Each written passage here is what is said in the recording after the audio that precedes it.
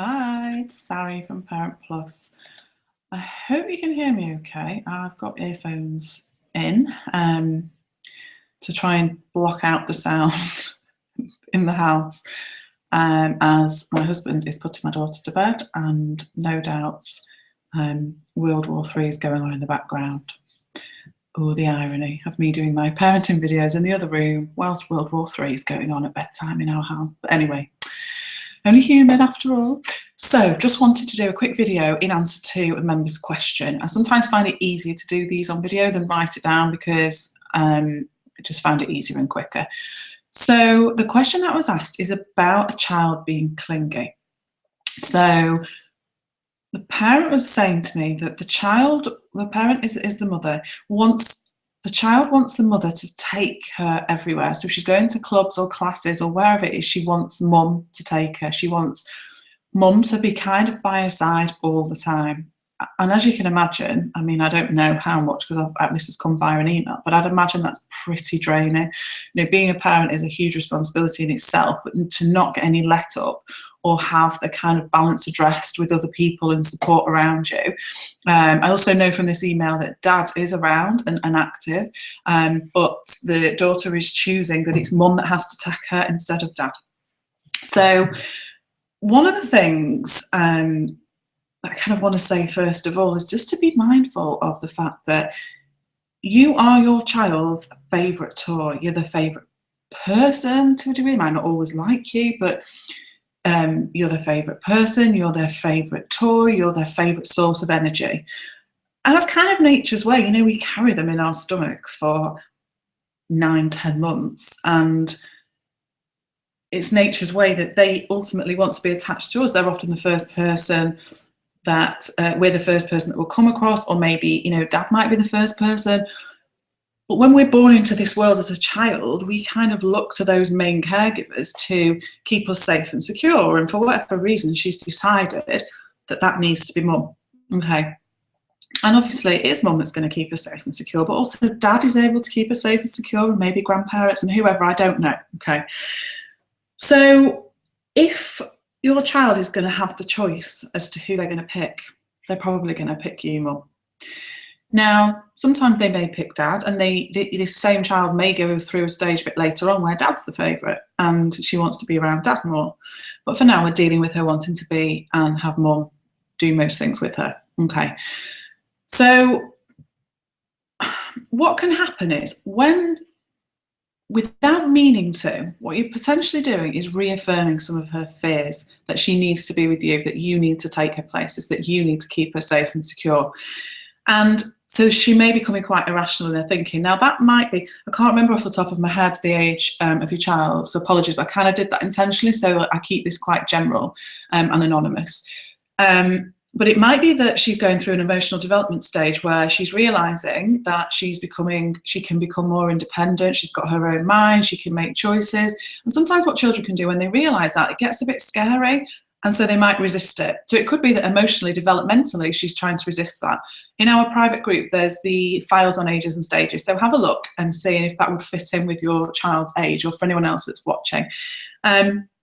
So what we need to be careful of doing is, if she's starting to develop a bit of an irrational fear that she's not okay unless she's with mum, even though you might not have that same fear because you know actually dad's more than capable of taking her and to a class, and you would really like the peace and the break from doing it all yourself, you may be showing her some level of fear when it's time to do these things. And your fear might be more about assuming how she's going to behave or how she's going to react when you try and do something differently. But either way, she sees it as fear. So in a way, she's then thinking, oh, mum seems a bit stressed or anxious, or I can sense fear.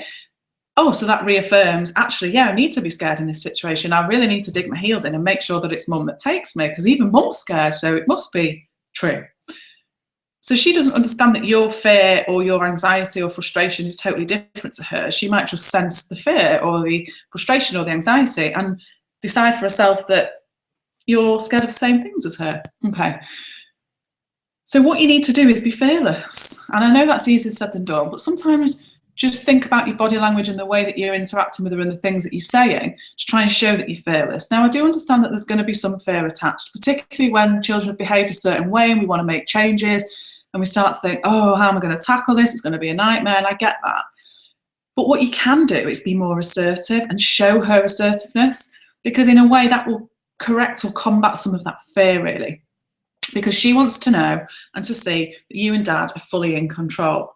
And actually, even though we think our children like being in control because they try and take control of the situation, doesn't make them actually feel particularly safe and secure. Okay, so what else did I want to tell you? Yeah, so it's about being assertive. And one of the words that you mentioned in your email to me was, you said a couple of times that your child refuses to go with someone else or refuses to stay if Dad drops her off at a class, if he does take her, she'll then refuse to stay. And I know I'm being really picky with use of words, but again, this tells me that there's maybe a little bit of anxiety behind that she's going to refuse, or that she's going to kick off, or that she's going, whatever it is, or she's going to get herself worked up, whatever it is. And actually, how does such a young child refuse? They can push and push and push, but ultimately it's us that makes the decision on what happens until they become an adult, because that's our job and that's what we need to do. So it maybe indicates that she's getting a little bit too much choice. And I'm not talking about saying that she's spoilt or blah, blah, because I hear, oh, that child's spoilt and that's why they do this. In a way, I'm not interested. I spoil my child. And I know sometimes it makes a rod for my own back, but it's just what I do because I want to, and that's my choice. But this to me is doesn't sound like it's really about that. It's more probably coming from a place of fear and a bit of a vicious cycle and a behavioural pattern that you've got into that's being perpetuated by all of you.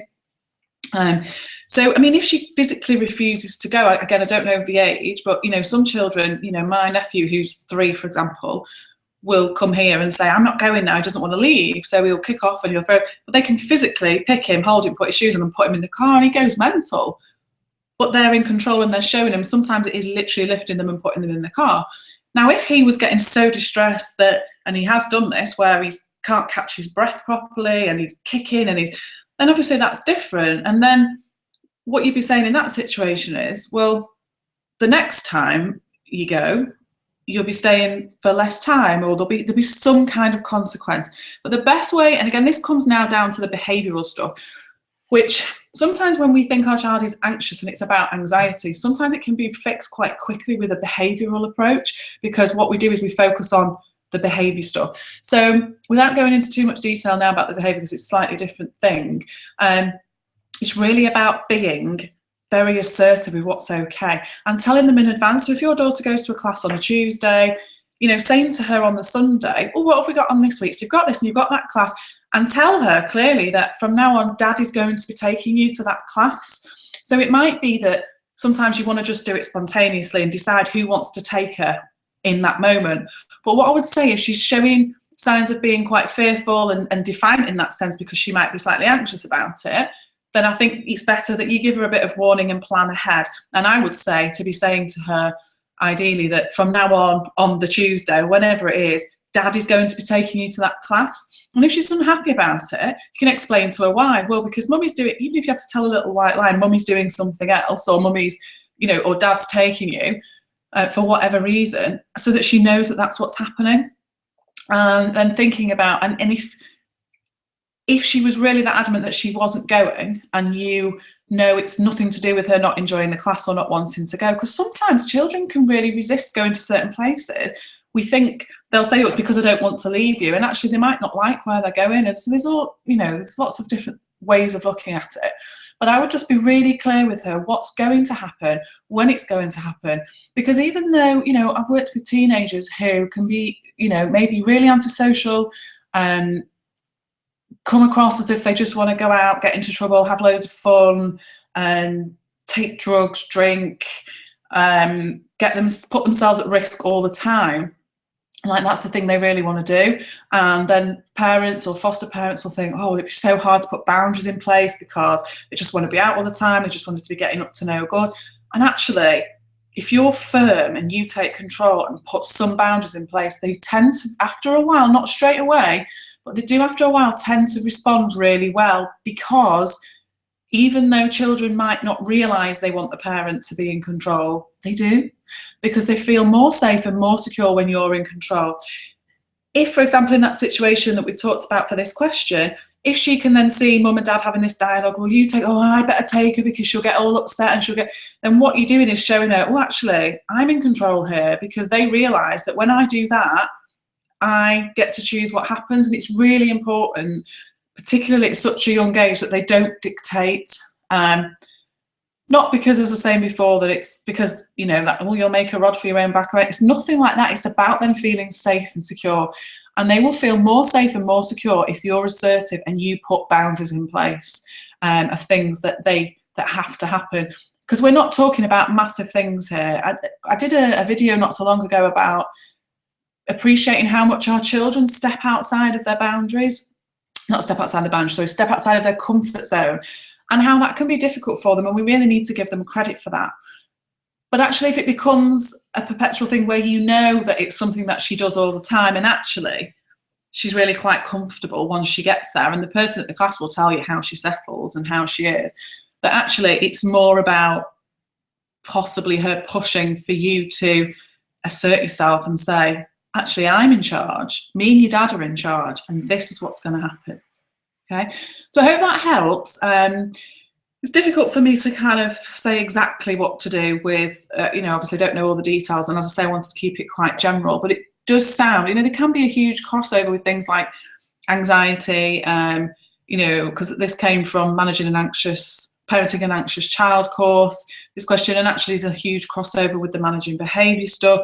So if you do try this and put things into place in terms of being a bit more assertive and clear and defined on what's okay and what's not, and you give it a try and you come up against any difficulties, which you will, by the way, because I know I don't know your child, but if she's quite a strong character, for example, she may well dig her heels in and react 10 times worse, but it's about sticking with it and being safe in the knowledge that actually you're doing her a huge favour by asserting yourself more, and you know, you are doing her a massive favour.